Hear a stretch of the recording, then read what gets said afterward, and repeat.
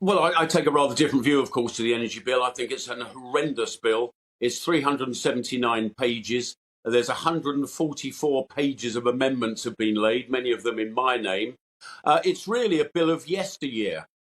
This was sort of founded on Boris, and he'd certainly drunk the Kool-Aid on many of these environmental issues, and not helped, of course, by the statutory instrument laid by Theresa May in her term of office, which created this 100% commitment to net zero by 2050. But this is a truly horrific bill. It allows all sorts of intrusive powers, Whitehall to tell you exactly what you must and mustn't do.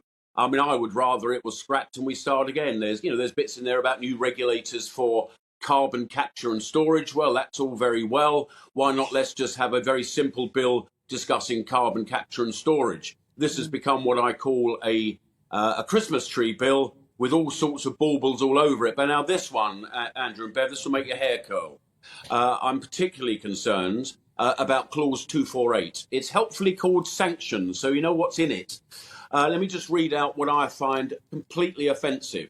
Under section 2, there are civil penalties up to £15,000 for not doing the right thing on net zero. But this is even worse. In subsection 3, energy performance regulations, not yet written. These will be statutory instruments in the future by ministers of the future. And we know that statutory instruments don't always get the proper attention, not like being on the floor of the House of Commons.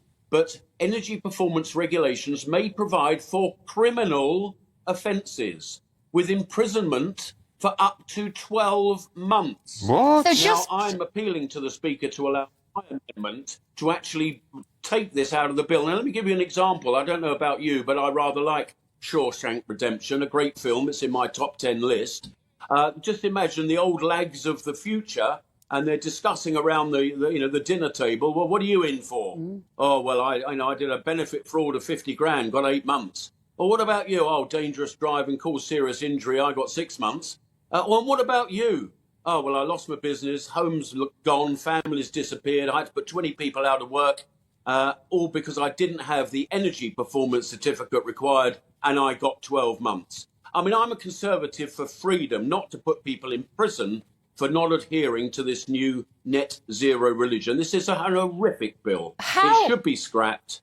It should be parked in the Lords if it gets there and never see the light of day again. Craig, you work As with you can these. tell, I don't like it very much.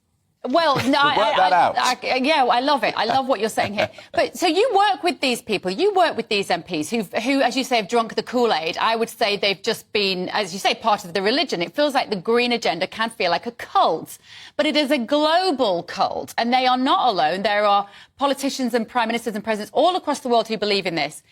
How do you rationalise their mindset when what they're talking about is so punitive to British people, but also just so dystopian in its theory when you see it written on a piece of paper? If you haven't got the right boiler, you might go to prison. Can you explain the mentality of the MPs who support that?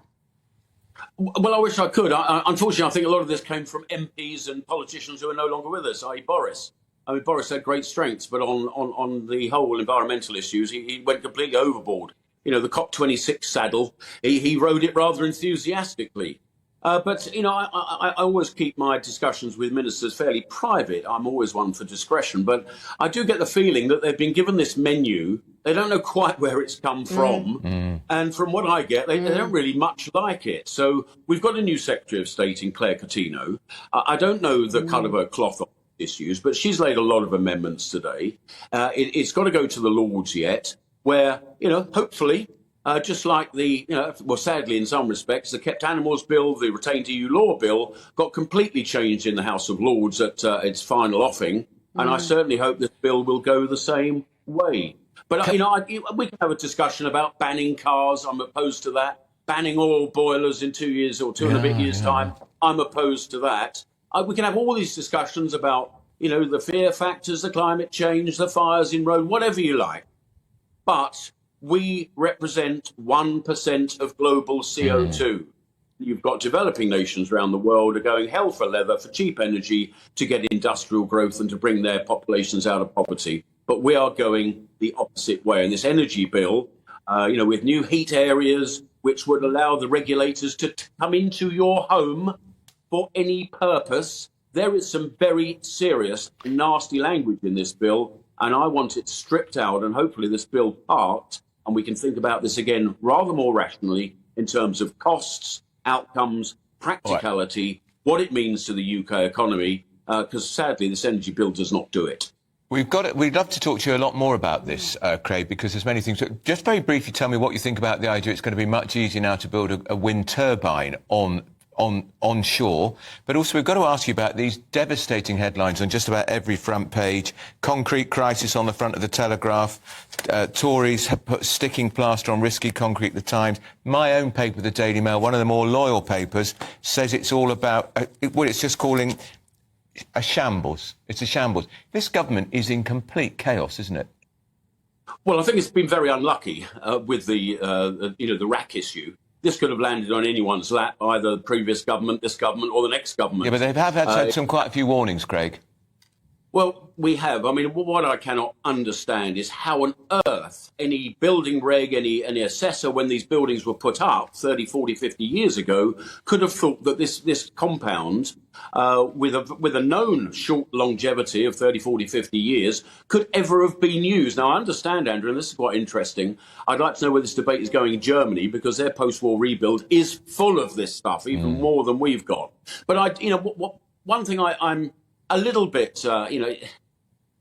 sorry, really, for the Secretary of State where she's landed in the chair, is that the local authorities, the local education authorities, the Academy Trust, they should know their buildings rather more than central government and Whitehall knows best. I don't understand why they haven't been alerted to this themselves, said, yeah, we've got a problem here. We know it's a 40-year life stuff.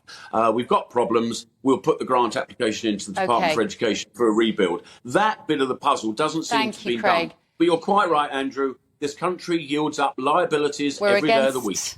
We're against the clock. We could talk to you for a lot longer. My new favourite MP.